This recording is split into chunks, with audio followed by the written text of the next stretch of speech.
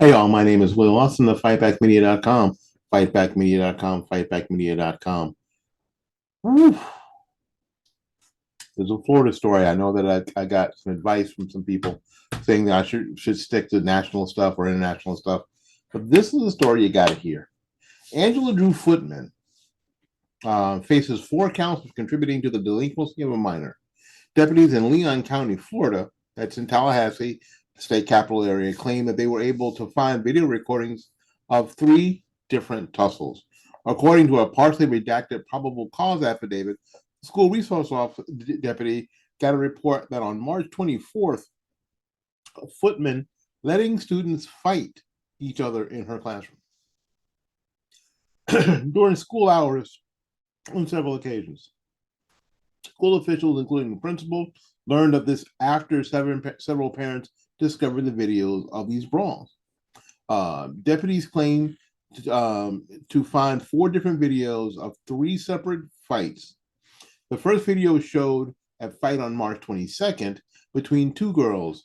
The second showed another fight involving kids who were identified as whose identities were completely redacted.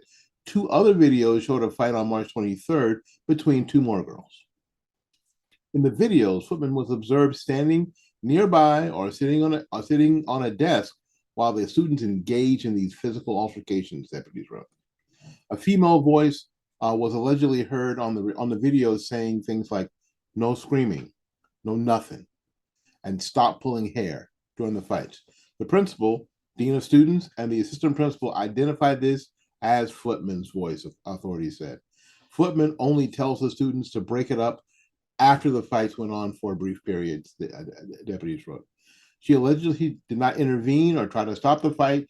She did not use a phone to call for help, did not leave the class to find security, nothing. She just let them fight.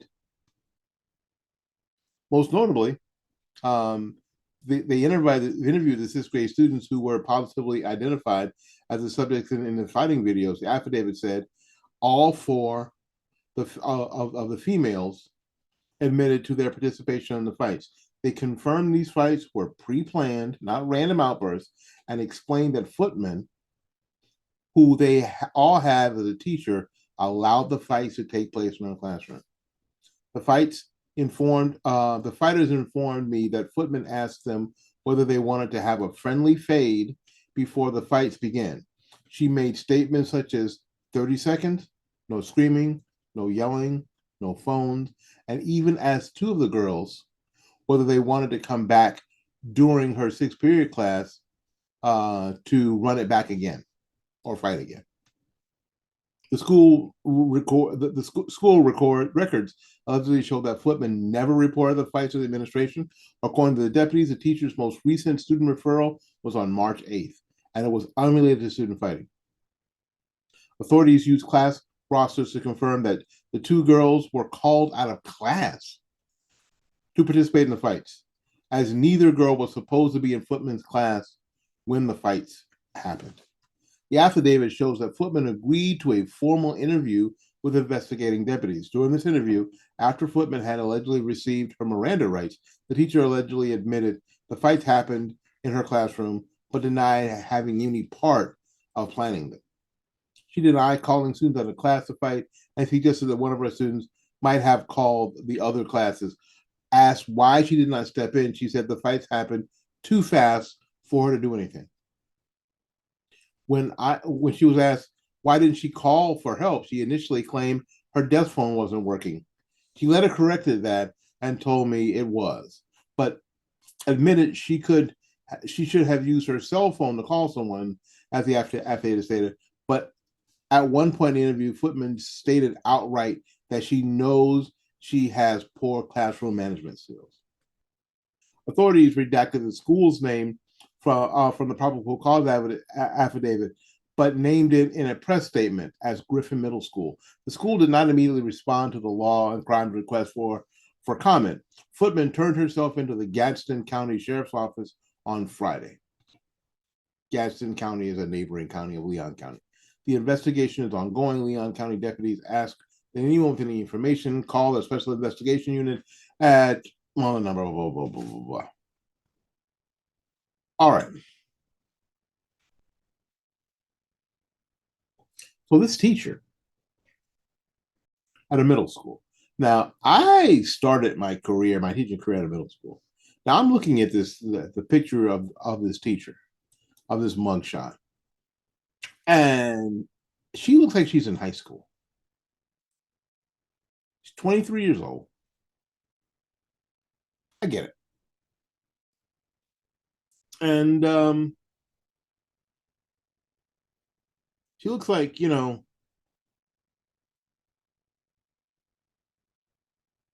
she looks like, and this is the problem with a lot of young teachers. She's not really much older than the kids. She's not. And I remember, being that age. I remember being 20, 23 years old, teaching middle school kids or working with middle school kids. I don't think I ever taught a middle school kid a damn thing. Let's see if we can get a picture of her so you can see. Let me get out of the way here. Let me get the camera out of the way so you can see the young lady. She looks like one of the kids, doesn't she? She looks like one of the kids. This poor girl didn't have any idea what to do. Now, did she try to get the kids out of class? Well, you know what? My guess is that she was bullied by the rest of the kids. Oh, call so and so.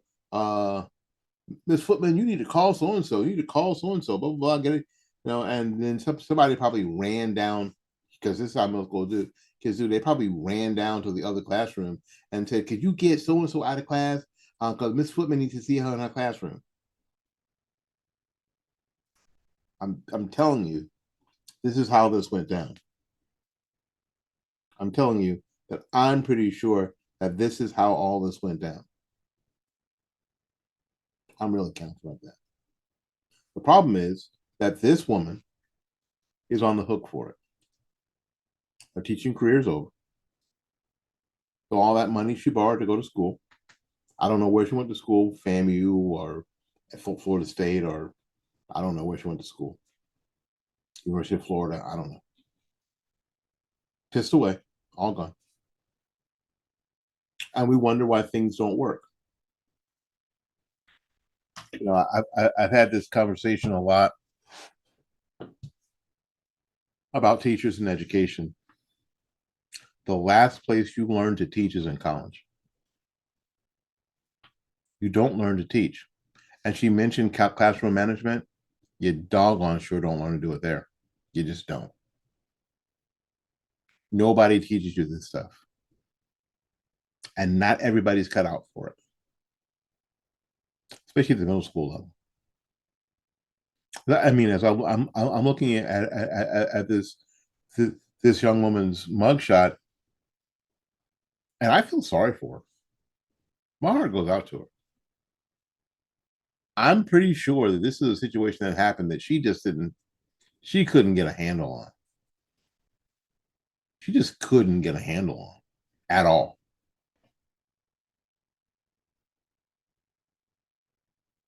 I don't know why we continue to send our kids to public schools. My wife and I had this conversation that if our son was public school age, would we do something different? And the answer that we both have is, oh yeah, no matter what it took.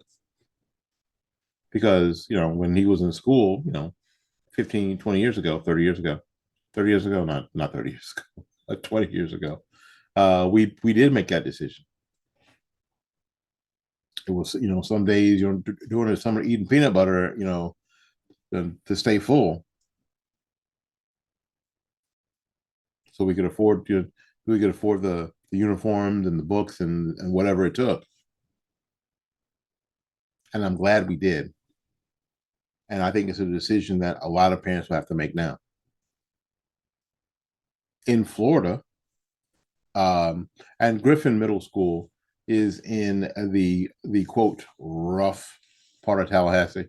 If there's a rough part of Tallahassee, I don't really think there is, but it's a high free and reduced lunch school, to give you an idea. But the governor is just giving those people, the people who live there and those parents, an expanded opportunity for school choice. Maybe it's time to take advantage of that. All right, we'll take a little break. We'll be back with more of the program right after these messages. Welcome back. Most of the things that we see anymore are because of marketing, because for the ability to sell somebody something. That this idea that McDonald's is selling a chicken sandwich. They've been selling a chicken sandwich, and now they're going to rename it the McCrispy. It's the same damn sandwich. They're going to name it the McCrispy. Stupid. But it's all about marketing, and it's all about selling stuff, because it's important to sell a product. So these marketing geniuses, absolute geniuses, sometimes outguess themselves. It's like watching a sports team and watching the coach just outcoach himself, coach himself right into a loss. Bud Light Vice President of Marketing, Alyssa Heinerscheid, I think her name is, really recently made a decision to hire that dude that I'm not going to mention, who pretends to be a woman, as a brand partner. She made the move in order to, quote, push the company towards a more inclusive direction that is less fratty. Okay, fratty, like frat-like. Anheuser-Busch is a parent company of Bud Light, and we all know that. The Old Row Twitter account has a video of what she said, and we're going to play that video here in a minute. As she doubles down on her extreme woke strategy to promote what she called a declining American beer brand to young people. Now, this whole idea that in order to get young people to drink a beer product, it had to sort of embrace this weird sort of inclusiveness, which was bright and fresh and shiny, is foolishness. It's absolute foolishness. Now, the sales numbers are the thing. That's gonna determine if whatever you're saying made any sense, if it was true or not. Did it work?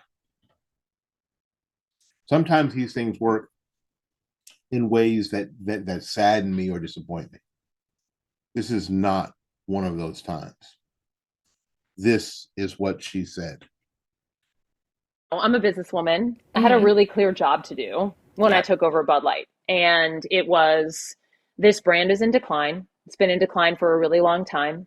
And if we do not attract young drinkers to come and drink this brand, there will be no future for Bud Light. So I had this super clear mandate. It's like, we need to evolve and elevate this incredibly iconic brand. And what I brought to that was a belief in, okay, what does evolve and elevate mean? It means inclusivity. It means shifting the tone.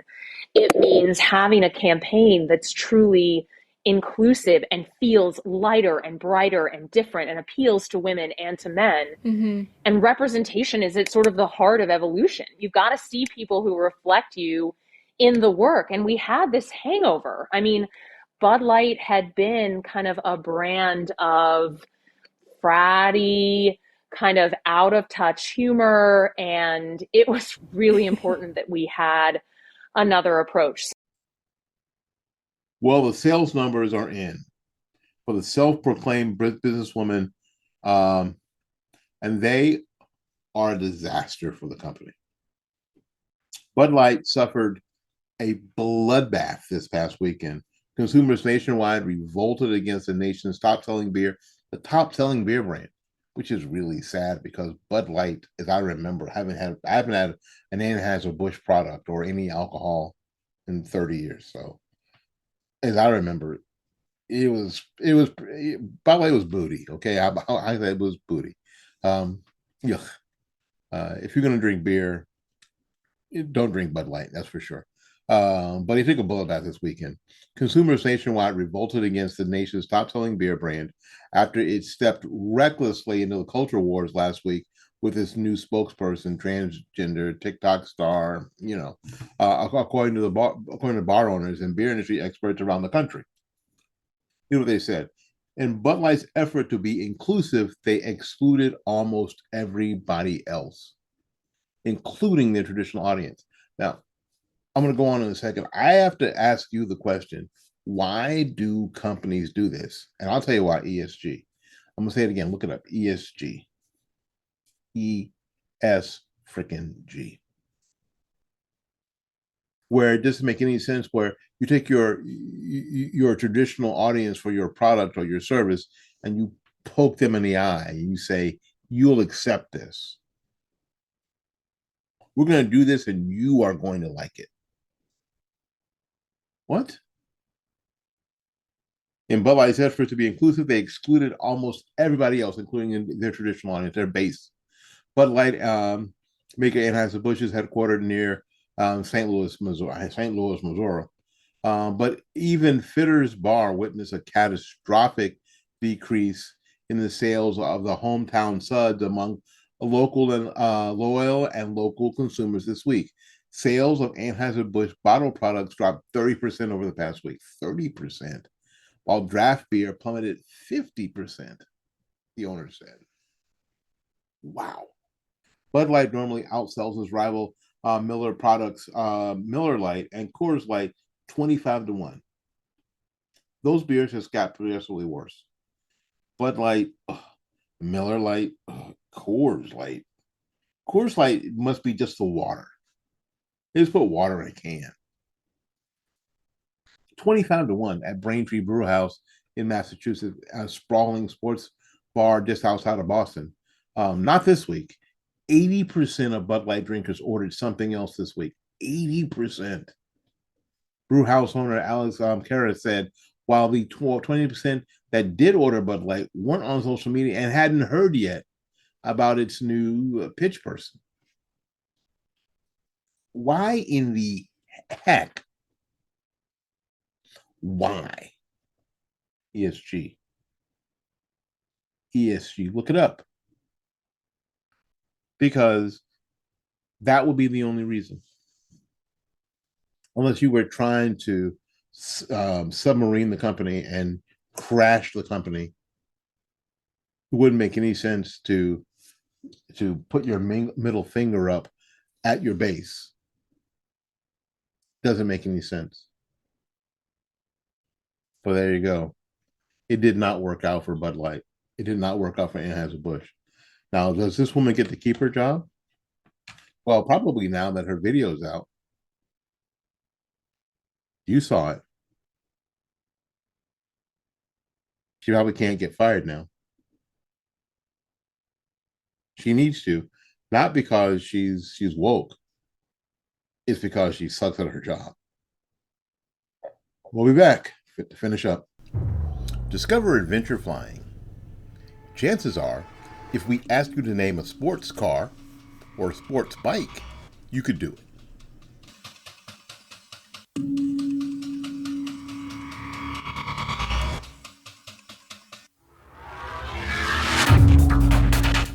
But what about a sport plane?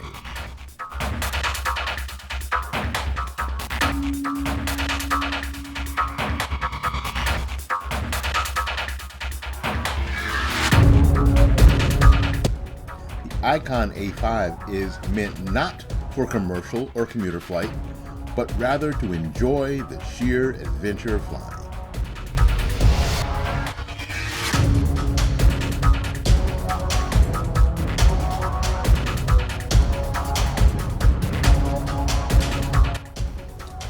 It turns flying from a mode of transportation to a sport. What flying was meant to be. So are you ready to start your A5 adventures? Owning an Icon A5 is as easy as flying. With a streamlined sales process, world-class customer service, and service and training partners across the country, purchasing and owning your A5 is a breeze. If you are interested in owning an A5, send your contact information to fightbackmedia@gmail.com. That's fightbackmedia@gmail.com.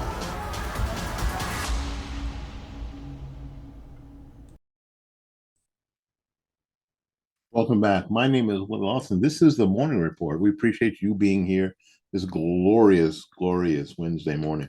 I trust that you are fine. You are doing well. I'm going to say this one more time. The left cannot help letting you know and everybody else know who they're really afraid of. Obviously, Donald Trump terrifies these people. Obviously, you see what's going on. And they'll do anything to stop him. Anything. You know who else? You know who else scares them?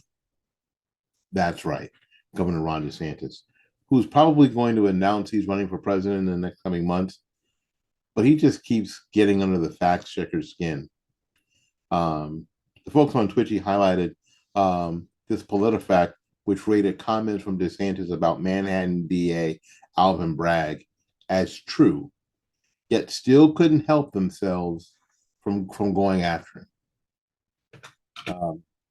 The fact check mentions it is specifically addressing DeSantis's remarks that Bragg has downgraded over 50% of the felonies in his area to misdemeanors, as mentioned during a March 20th press conference, not long after a Manhattan grand jury indicted former president and potentially future president Donald Trump on charges brought forth by Bragg.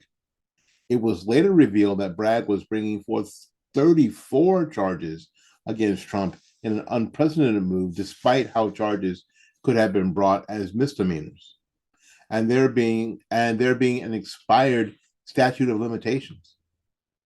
When it comes to the fact check, notice the but in the tweet. The same point is mentioned in the actual fact check as well, which again raised DeSantis's claim as true.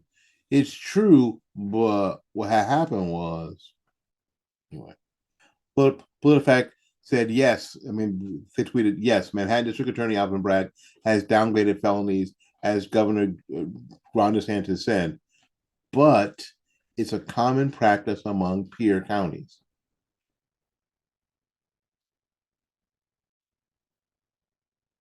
So it was right. And it seems weird to do the opposite. That seems weird. It seems strangely political that you would take these misdemeanors and upgrade them. You're going exactly opposite of what you normally do, right? Right? The tweet from Tuesday morning has over 300 replies taking issue with the tweet, and the majority of the retweets are quoting tweets doing the same thing. In 2022, the first year Alvin Bragg served as Manhattan District Attorney, his staff downgraded 52% of felonies that were screened to misdemeanors, an increase from prior years.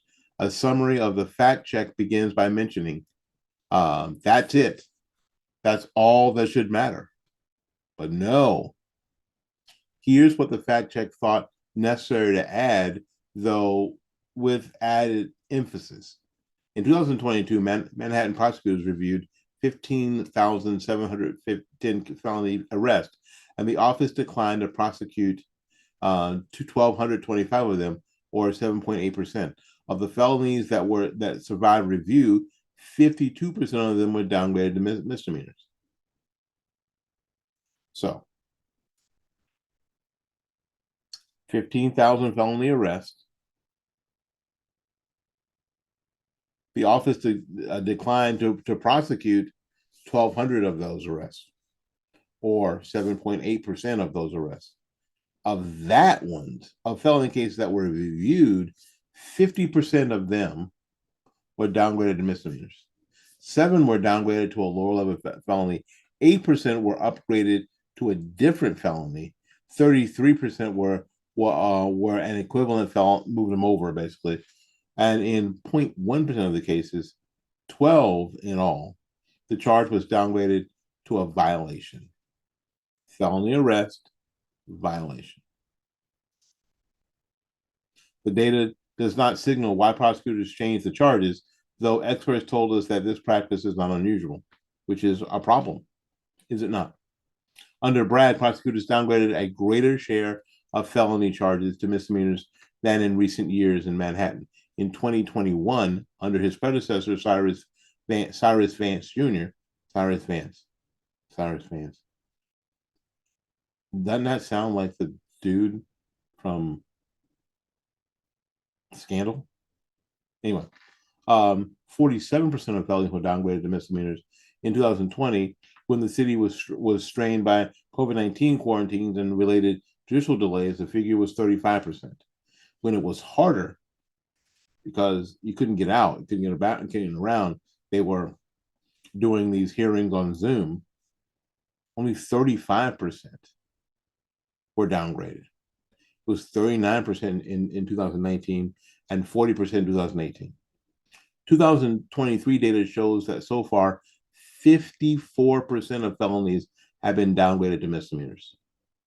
But in the recent past, before Bragg took over, the rates of downgrade felonies to misdemeanors were higher in the New York City boroughs.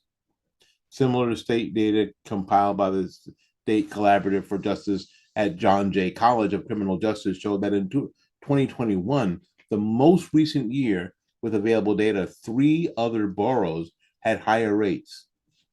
56% in the Bronx, 57% in Brooklyn, 59% in Queens. This data, which could have included a different set of cases, showed that in Manhattan in 2021, the rate was 52%. If you're wondering why New York, all 5 boroughs, are turning into a crap hole, this is a contributing factor. It's already worth wondering why it matters that nearby boroughs downgraded felonies at a higher rate. But as one can see from the fact check, this was before Bragg took over, which means it's even more questionable, pointless even, such that a point would be included. Yeah, they've been doing it all along. So why are they continuing? Bringing the conversion the conversation back to Bragg's political crusade against Trump, the fact check also fails to mention how Bragg brought forward felony charges when they could have been misdemeanors.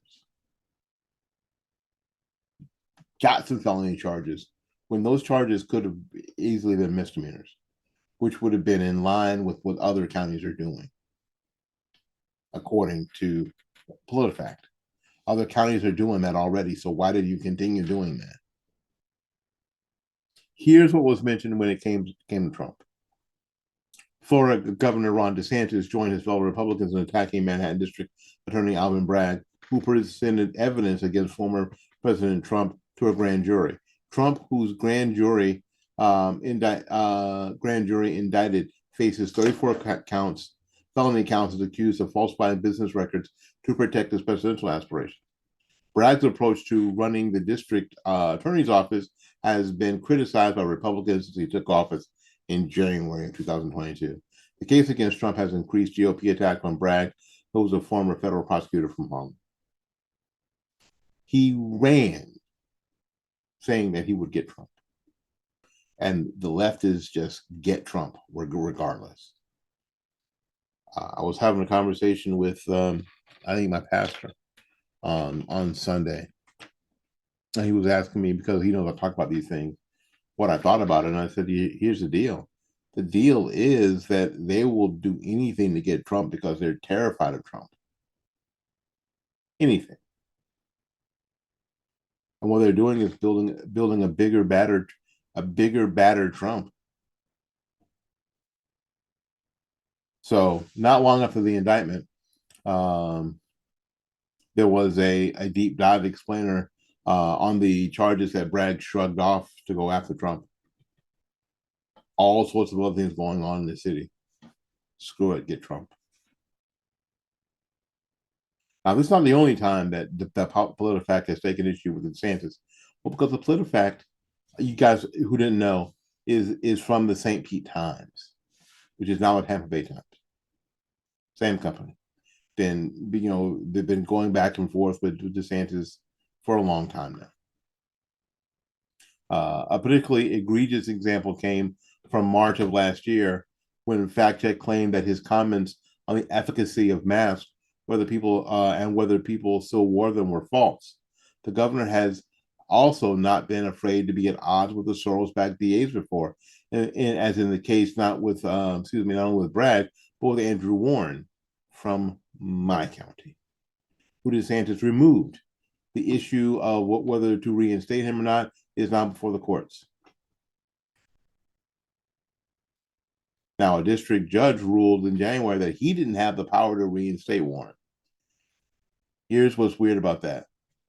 This district judge said that DeSantis didn't have the power to remove him, but the judge didn't have the power to put him back in place.